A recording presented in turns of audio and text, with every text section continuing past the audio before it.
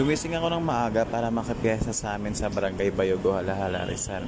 Kasi nandun nga ang barkada kumpleto. So once in a year lang naman makakapunta. Kaya tara, samahan nyo ako, baka tayo makaminudo.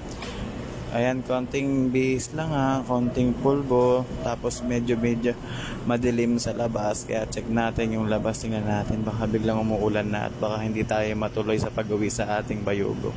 Ayan, hintayin lang natin silang magtumila. Ayan, alis na tayo, baka abutan pa. Daan muna tayo dito kay Papa dito sa Halahala, Rizal. Dito siya nakaburol ba? Tama, mali pala yun. Dito siya nakalibing. Ayan. Ang kantong kwentuhan lang muna, kamustahan, konting advice, kahit ilang buwan na siya nakatatay dyan, hindi man lang nagpaparamdam. Ayan, dito lang yan sa Halahala. Maya alis na rin tayo, pero medyo magpaalam lang tayo ng konti dito kay Papa.